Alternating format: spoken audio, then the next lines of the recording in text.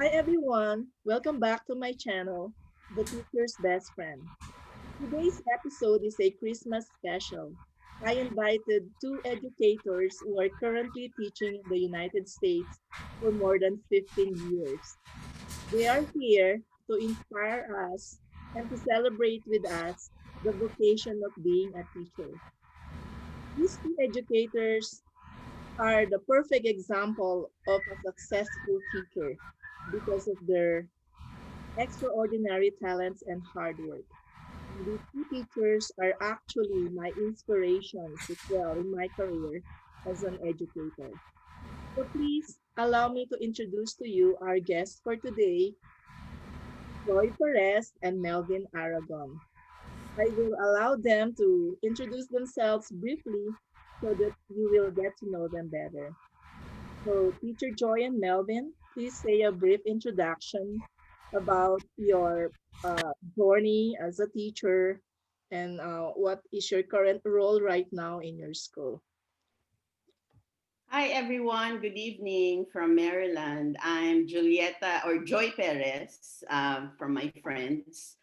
I've been teaching as a special educator or special education teacher in Maryland since 2004. And I think I've been teaching here for 14 years. And then after 14 years, I stepped out of the classroom and became a mentor teacher in a central office as in the Office of Professional Learning and Leadership, basically mentoring new teachers in our district. And Melvin, your turn. You, Teacher Joy. How about Melvin? Hi everyone, my name is Melvin Aragon. I've been a teacher for almost 20 years now. Um, I've been in various classroom settings and I taught children with disabilities, and currently I'm working as an English teacher for ESOL students. That's it. Thank you. And I know our viewers are interested. How is it to become a teacher in the United States? What are the challenges and success stories that we encountered? And in this episode, we are going to share with them some of our life stories. And to our viewers, if you have questions or comments, please just write your comment down below and we will make it a point to respond to them. If you have further questions, so please don't hesitate to ask. So let me start with my first question. Teacher Melvin and Teacher Joy, what made you decide to teach in the United States? In my case, I guess everybody's moving out of the country at that time. I think the influx of special education teachers were prominent during my time. So I don't want to say it's a fad, but I think that was the latest move of all the. I think most of my co-teachers are moving abroad and teaching as a special education teachers. And at the time, I was in a school where inclusion is basically, part of the program. And when I moved out of that school, I went to another school somewhere in Makati in St. Mary of the Woods. And then at that time, I was the personality development teacher in the special education department. And then for 2 years there, so 10 years from the previous school and 2 years in that school. Um, Basically, I think I went into. I think it's a blessing that I was I was employed after that school. I was employed in a special education department, and then from there I was able to hone the skills that I've learned from the previous schools, and opportunities opened up, and then I tried applying somewhere, going abroad, and I got the position, and I think it was a new agency that opened up for this opportunity. So the employers came here for interview, and then that's it. I think looking for a better future after working in the two private schools, and I think my mindset at that time was moving, try my luck out of the country, which is in the United States. Thank you, Joy. Let's hear from Melvin. Yeah, my story is similar to Mrs. Perez. I actually had I became a teacher by accident. Um, I was a junior catechist back in college, and when I finished my degree, there wasn't any jobs available in the career that I chose. So my friend asked me one day, he called me one day and encouraged me to try it out. And I fell in love with the profession. So years after that, um, my friend started leaving the country and going to the United States to become a teacher here. So I followed their footsteps and um, for better opportunities for myself and my family.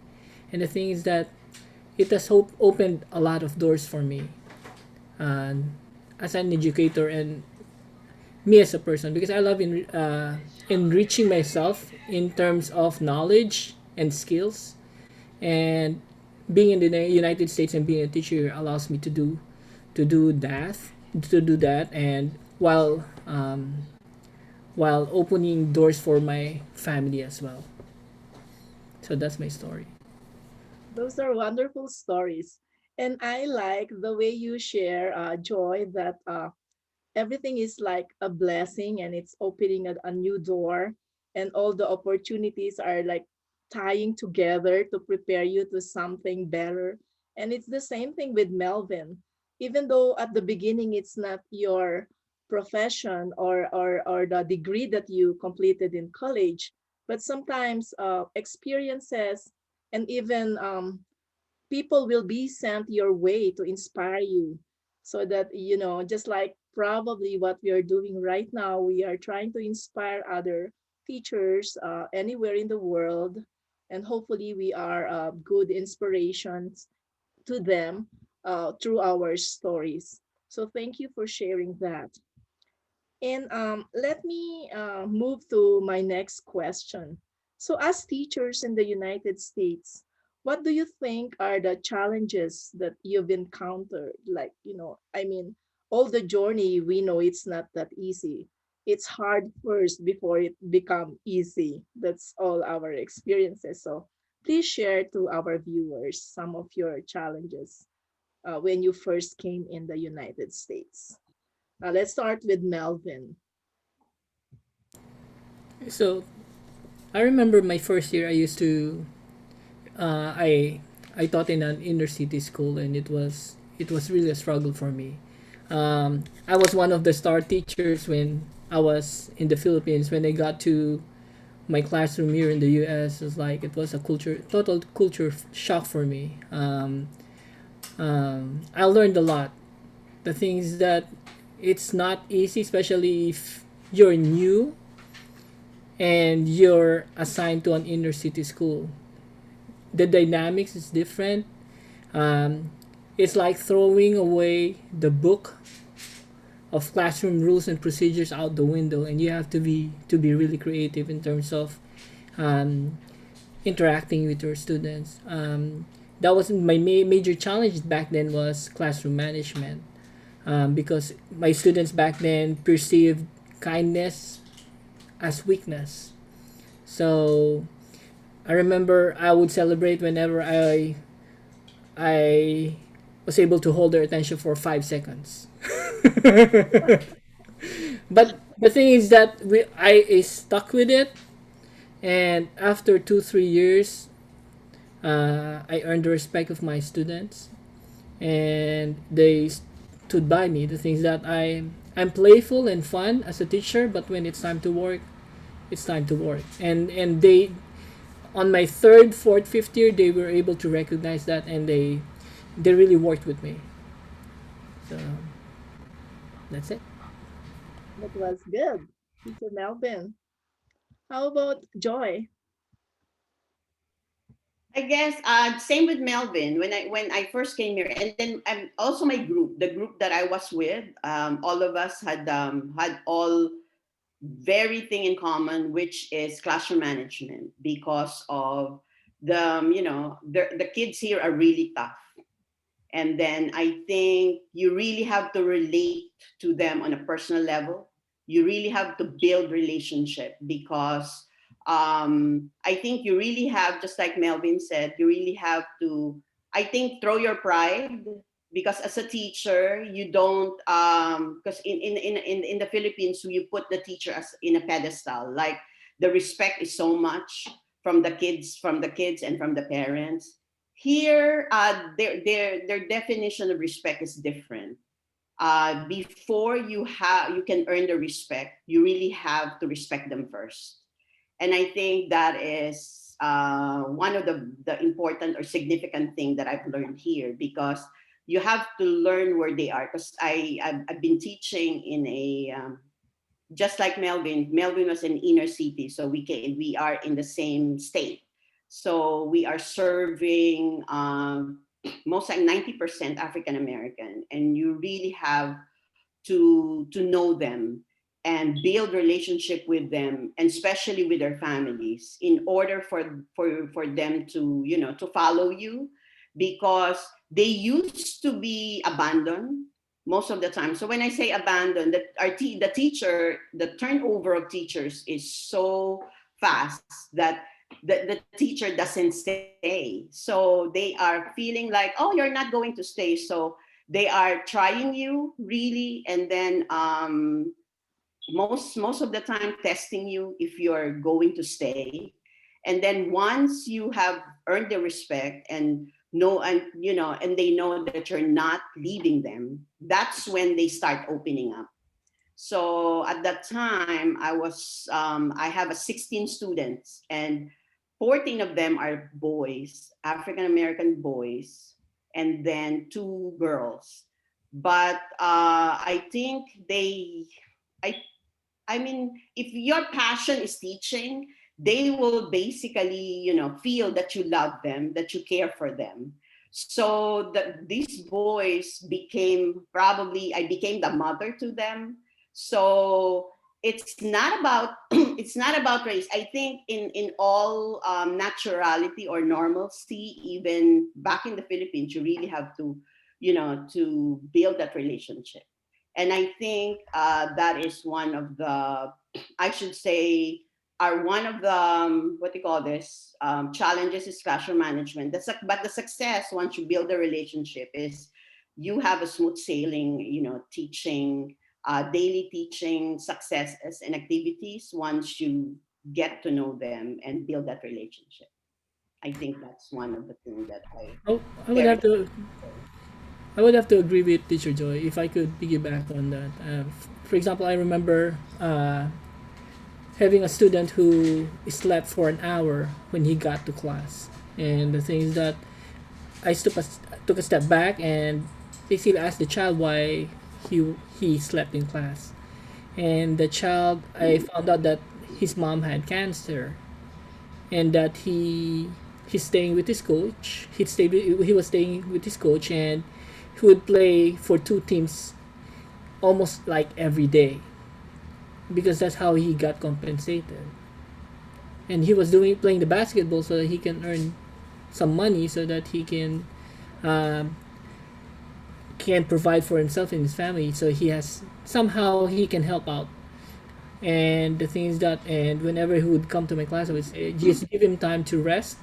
I will tell him, I told him, like, you rest when you're ready to work, you work. And then that's, and going back to the relationship, the things that you will have to listen to and try to find out what your students are going through before you even make the judgment so that you can address the situation um, um, accordingly.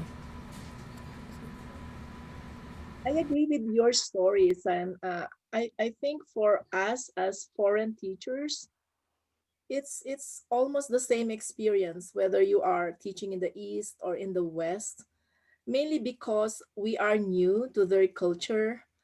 they first, they don't trust us, and but if you get their trust and respect, they will accept you to be with them, like embrace you like one of them. And it's not only the culture, sometimes it's also they are trying to get used to the manner of our communication, our accent, and all that. So I think those are all the challenges that we experience as educators. And I believe, and most of the teachers here in the United States have been through the same boat, like what we are telling right now. So thank you for those sharing. But let's move to some success stories. Something that you feel like it's a eureka, or you jump for joy just because it those are successful stories. So let's hear from Teacher Joy.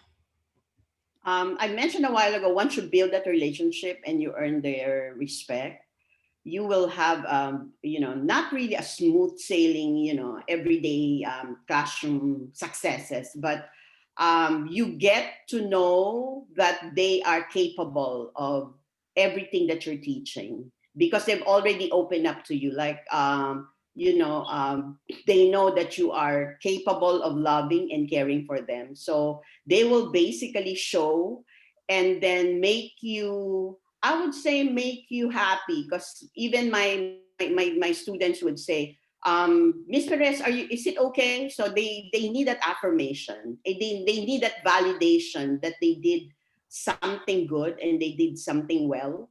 Because probably in their some of them have not received that affirmation and validation. So they are often into that area where they basically do anything for you just to just to make you happy, and then they are happy at the same time. So feedback is very, very important. Not just good job or outstanding, or how we give feedback back in the Philippines. So it's basically specific feedback on how they can improve themselves or improve their work. And then I think the work ethics that we have been doing in the Philippines, like um, the success of our students is a reflection of us. So I think we bring it to the type of work that we do. That if they are not uh, doing well, that means we are not doing well as a teacher. So we basically exert a lot of effort and do the best that we can in order to, to reach out and to reach where they are. And at the same time, really work hard, but, making sure that improving your craft is your way of, um, I think the mindset of improving every time, because you have a tendency to be complacent, complacent as a human being. Like, I'm good with this, but sometimes that strategy that will not work the following week. So depending on uh, probably their probably mood or way of doing things. So you really have to reinvent and try new strategies, because our students here is not like to find something new. And in order for them to catch attention, that like Melvin said, they have a very short attention span. And then as a students, they really have they want to learn in a fun way.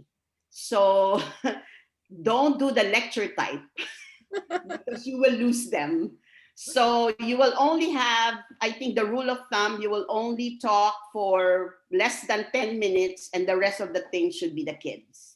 So it is really a student centered. So plan a way where all the activities will always be student centered. And at the same time, even for adults here, when you get to work with them, you don't basically talk a lot, but you give them also a way to think and rethink on how they can improve themselves, and at the same time, um, you know, um, discover what are the things that they need to do in order for them to have a successful classroom or classroom teaching on a daily basis.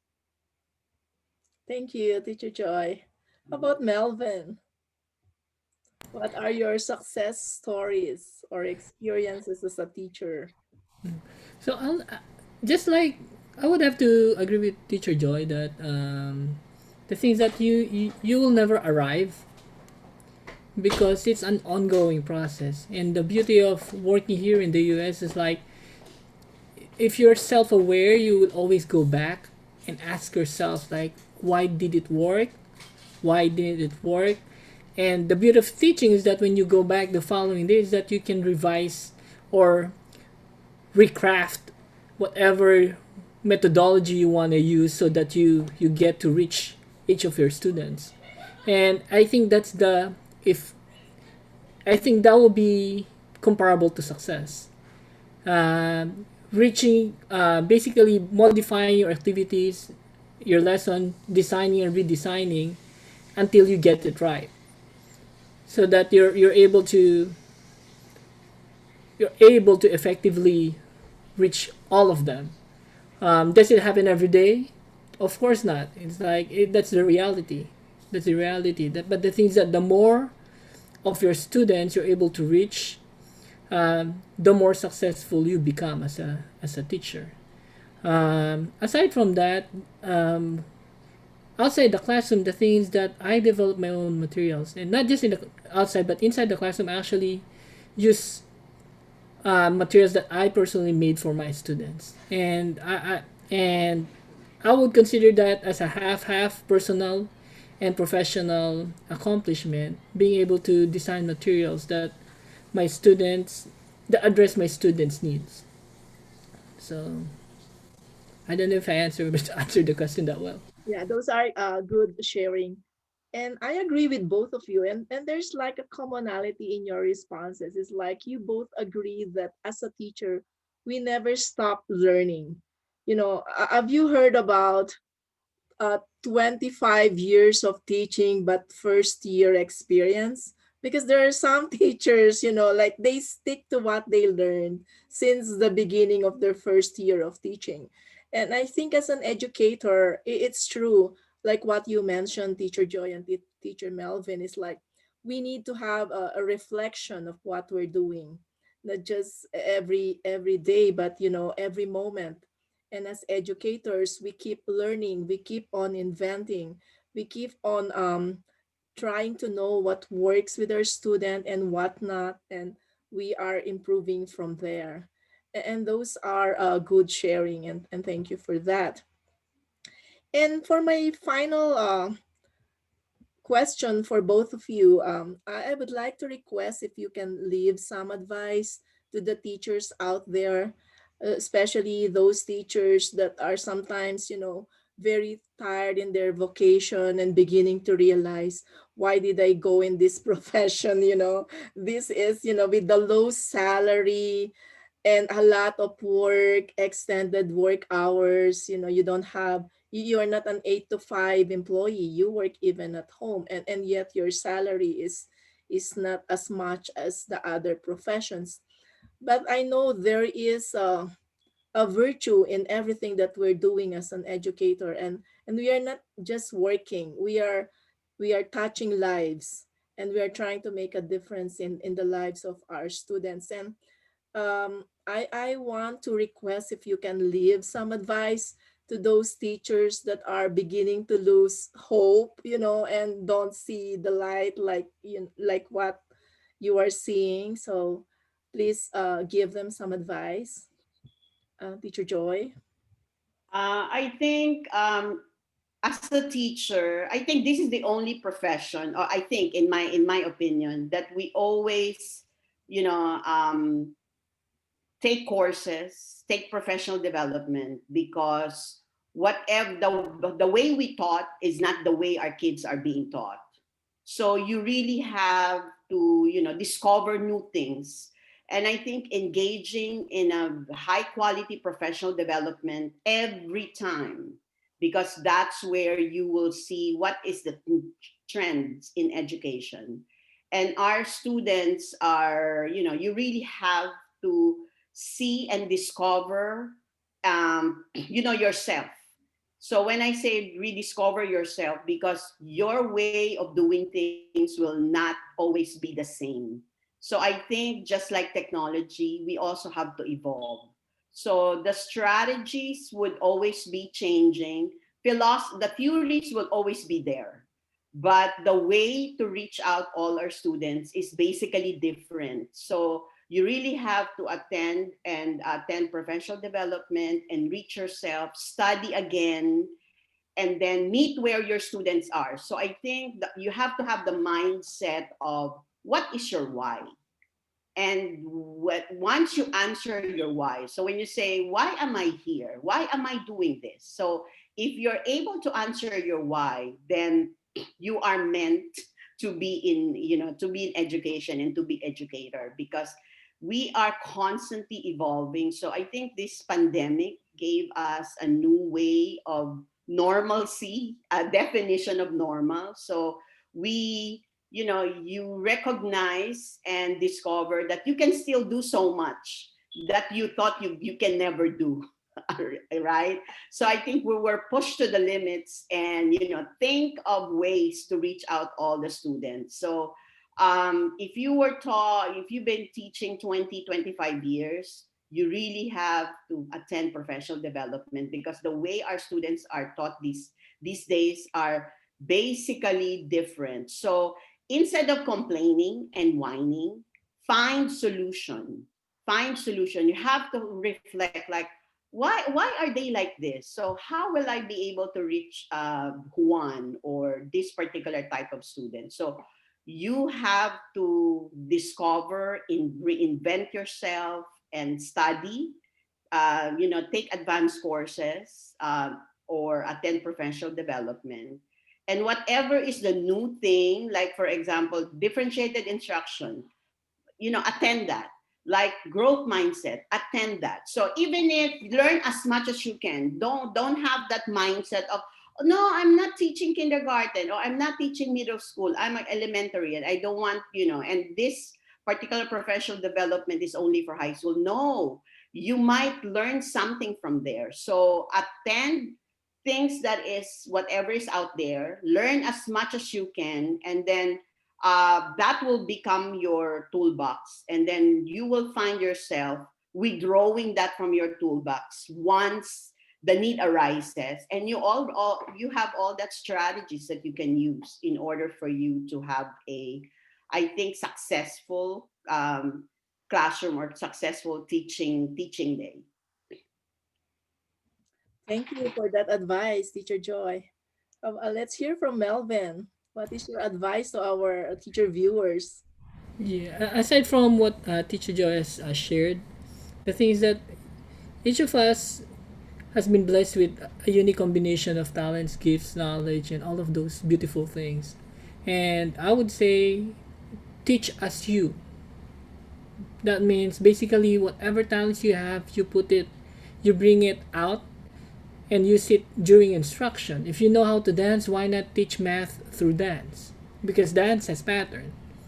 If you love technology, aside from attending the regular trainings in the classroom, why not teach yourself, for example, how to code or how to do illustration, and attend college courses? The things that I develop, most of the materials that I use with my students, and to learn that I had to attend an illustration class in a community college, and now I develop 3D foldable materials for my students by teaching myself how to do it, taking courses outside of what's required. For example, I'm teaching myself how to code. So this is not required in the classroom, but the thing is that why not make my own games for my students? So I don't have to rely on third party vendor, or I don't have to pay to subscribe on the website. I can just develop my own materials for my students to use. And the thing is that using your own unique combination of gifts will allow you to maximize that opportunity for you to reach your students and teach them the way you want them to be taught. Um, there are a lot of programs out there, and I had the discussion with the first grade teacher, for example, and we were talking about direct instruction and the things that, yeah, the scripts might be the same, but the biggest variable, the biggest variable is the teacher. And the things that if you're not passionate about your what you're doing, if you're not happy with it, because you're um you're coming from a mindset of that, I have to do this because this is what the ingredient said, this is the formula, then the thing is that you have to put yourself add your own equation to that formula to make it you, because your students can read through that. If you're not happy with what you're doing, your students can read through that and they won't even listen to you. So bring about the passion by being you. So that's my that's my point of view. And I think one of the things also that in my mindset, what is the legacy that you want to leave to your kids? So when they, like, let's say 10 years from now, 12, 20 years from now, if they hear your name, like Miss Perez, well, of course, during my beginning of the years, I'm very, very strict. So I think the idealistic that I have at that time, when my students probably think of me, will not be a pleasant one because I'm so strict during my beginning years. But through the years, as I evolve and engage in high quality professional development, advanced studies, I've learned to mellow down and basically reach out to all my students. So I think right now when they hear, let's say, Melvin Aragon, so they will say, oh, that, they will say good things about you, right? So what are the things that you want to impart to your students? So what are the things that they can learn from you? So I think that is one of the things that I want you to remember as a teacher. What do you want them to remember you by? So discover yourself and keep on studying, keep on learning. And then I think I have a 60-year-old new teacher, as in six, but she is learning technology the way a 16-year-old is learning. I'm telling you. So she's so elated learning how to snippets, to do a screenshot, and to do this and to do that. And I think finding happiness into that, in learning new things, is a on my in my opinion, it's also my success, because I can see the passion was reinvented, right? Rebuilding that passion to, as a teacher. And I think if you have been teaching for so long, you have to find ways to be happy again. I think new ideas would don't look at it as difficult and hard, because nothing comes easy at first. So you really have to try it out, take the risk, because once you're able to take that risk and learn new things, you can say to yourself, oh, I can still do this. So whatever age you are in teaching, or whether you feel that you're retiring, keep on learning. That is a good advice. You know, I told a while ago that maybe I am close to my retirement, but I agree to both of you that if you are a teacher, you will never stop learning, and professional development is the key. And inventing what you can do, we as teachers, we should not be stop learning, because we cannot teach to our students if we don't know. Like with the new technology, how can we teach to them if we don't know it ourselves? So I believe in that. And this teacher's best friend, the primary mission is to provide professional development to all teachers out there.